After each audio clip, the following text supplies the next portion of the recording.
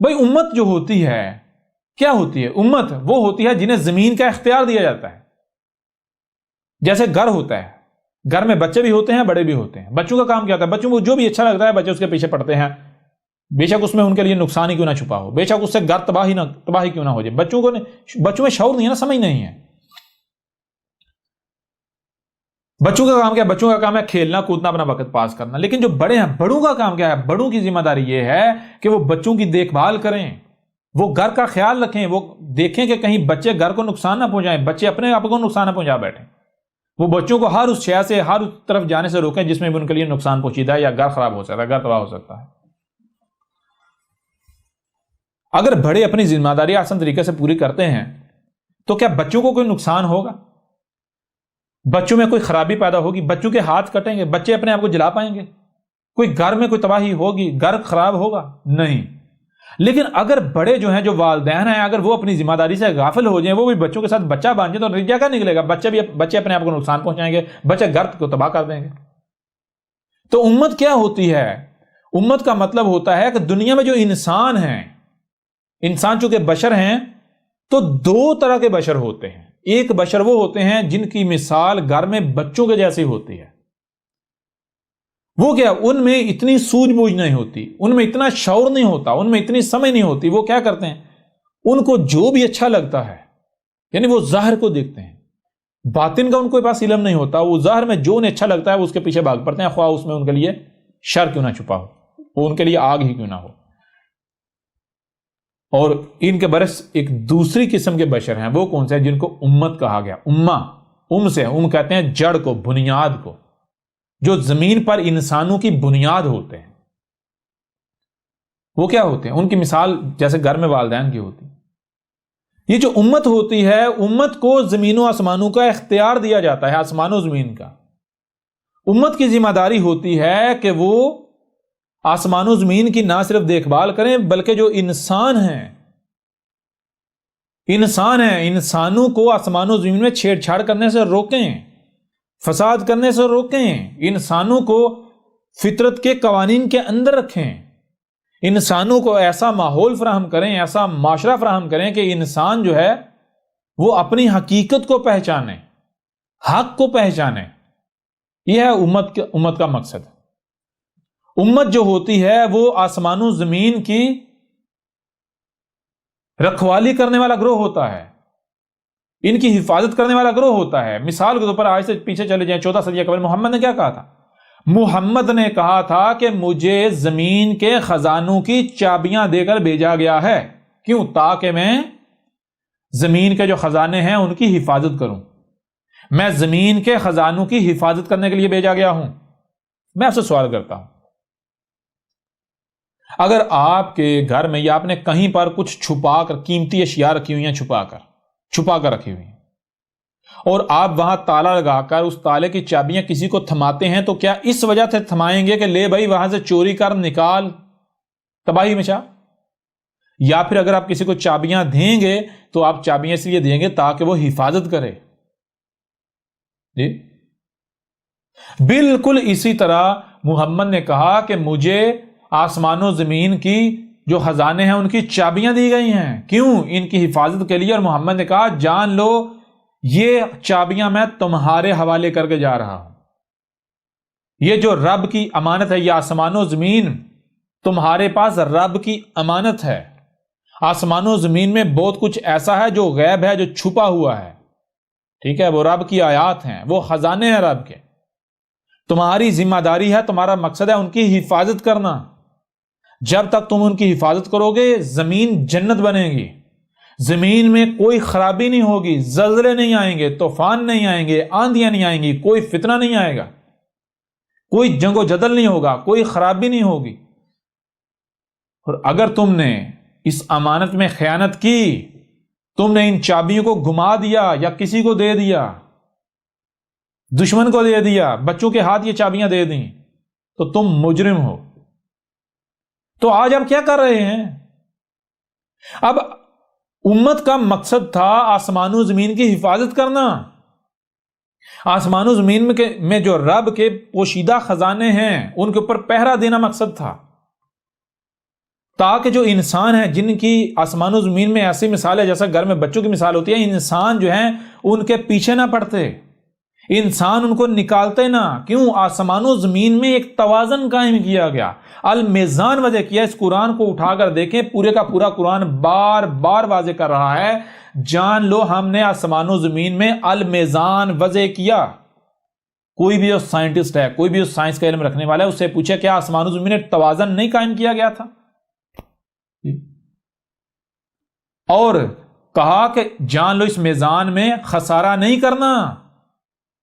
پہلی بات یہ ہے کہ آسمان و زمین میں صرف وہی شے استعمال کرنی ہے جس کو تم واپس رکھ سکو. کیوں؟ اگر کوئی شے تم ایسے استعمال کر لو جس کو تم واپس نہیں رکھ سکتے تو توازن بگڑ جائے گا یا نہیں بگڑے گا؟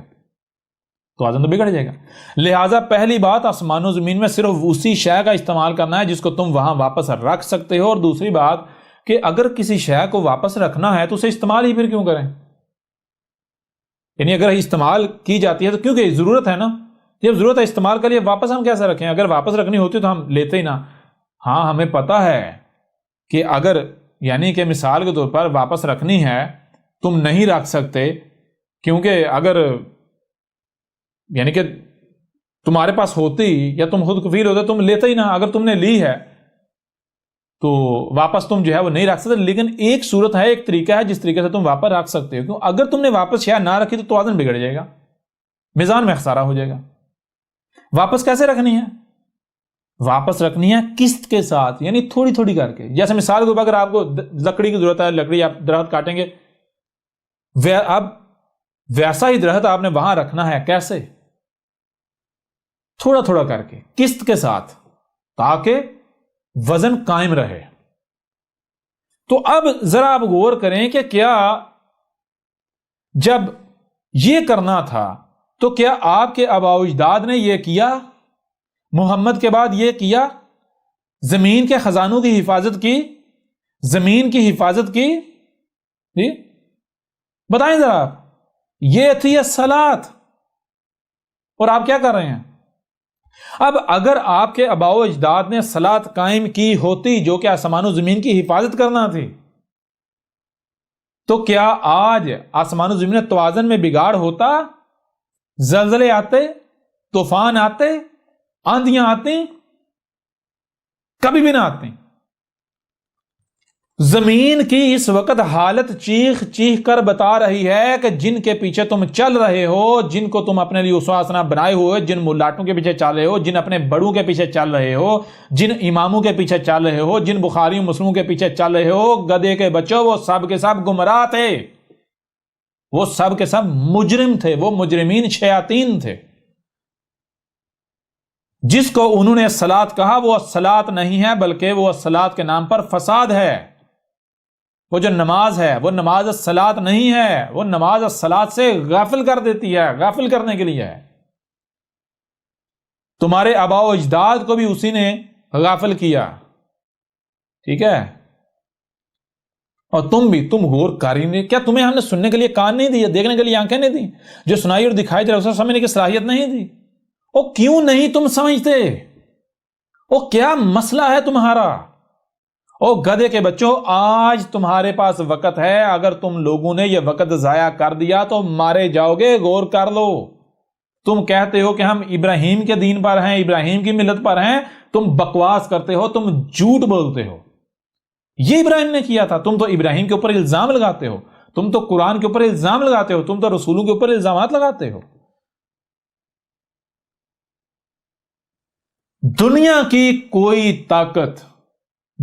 کی کوئی طاقت نماز کو الصلاۃ ثابت کر دے، یا جس پر تم یعنی کہ چل رہے ہو، جس پر تم نے اپنے آباء و اجداد کو پایا ہے، جو دین تمہارے آباء و اجداد سے تمہیں منتقل ہوا ہے، دنیا کی کوئی طاقت اسے حق ثابت کر دے تو احمد عیسیٰ $100 ٹریلین انعام دے گا. اور اس کے ساتھ جو سزا کہو گے وہ سزا بھگتنے کے لیے احمد عیسیٰ تیار ہے. آجو میدان. اب ذرا بتائیں دنیا میں آنے کا مقصد کیا ثابت ہوتا ہے؟ الصلاۃ کیا ثابت ہوتی ہے؟ بتائیں ذرا. آسان ہے یا نہیں؟ کوئی مشکل ہے؟ کوئی مشکل نہیں ہے. آج آپ کے پاس وقت ہے، غور و فکر کر لیں، ورنہ کل کو آپ کے پاس سوائے پچھتاوے کے اور کچھ نہیں رہے گا۔ آپ چیخیں ماریں گے لیکن پھر وقت ہاتھ سے نکل جائے گا۔ اس قرآن کو اٹھا کر دیکھیں، اس قرآن میں بار بار یہ بات واضح کر دی گئی کہ اے عقل کے اندھو، اے گدھے کے بچوں، اس قرآن میں اساطیر الاولین نہیں ہیں۔ وہ جو قومیں، وہ جو لوگ اس قرآن سے قبل گزر چکے، جو اس سے پہلے تھے، ان کی کہانیاں نہیں ہیں۔ اس قرآن میں ان کی مسلوں سے تمہارا ذکر ہے، تو کہیں آل فرعون کی مسل نہ بن جانا، کہیں جو قوم نوح ہے اس کی مسل نہ بن جانا، کہیں قوم عاد کی مسل نہ بن جانا، کہیں قوم سمود کی، قوم مدین کی، قوم لوط کی، آل فرعون کی مسل نہ بن جانا۔ ٹھیک ہے؟ جیسے آج یہ تم میں ہم نے اپنا رسول بیس کر دیا، بھیج دیا، جو تمہارے اوپر حق کھول کھول کر واضح کر رہا ہے، آیا ہے البینات کے ساتھ، نہ کہ معجزات کے ساتھ۔ بالکل اسی طرح ہم نے اس سے قبل ہر قوم میں نذیر بیس کیا تھا، متنبہ کرنے والا بیس کیا تھا۔ اور جیسے آج تم کفر و کذب کر رہے ہو اور کہہ رہے ہم تو اسی پر چلیں گے جس پر ہم نے اپنے آباء و اجداد کو پایا، بالکل یہی ان قوموں نے بھی کیا تھا، تو ان کا انجام کیا ہوا تھا؟ اگر آج تم بھی وہی کرتے ہو تو تمہارا انجام کوئی مختلف نہیں ہونے والا، انجام تمہارا تمہارے سر پر کھڑا ہوا ہے۔ آج تمہارے پاس وقت ہے اور یہ انتہائی کم رہ چکا ہے، انتہائی کم رہ چکا ہے، عذاب تمہارے بالکل سر کے اوپر آ چکا ہے۔ اب بھی اگر تمہیں عقل نہیں آتی، اب بھی اگر تم غور و فکر نہیں کرتے، اب بھی اگر تم سوچ و بچار نہیں کرتے، تو جان لو ہلاکت سے تمہیں دنیا کی کوئی طاقت نہیں بچا سکتی۔ اگر تمہیں گمانڈ ہے اپنی اکثریت پر، تو پھر پہلی قوموں کو کیا اکثریت بچا سکی تھی؟ اگر تمہیں گمانڈ ہے اپنے اسباب و وسائل پر، اپنی طاقت پر، اپنی قوت پر، تو کیا ان کی طاقت، ان کی قوت، ان کے اسباب ان کو بچا پائے تھے؟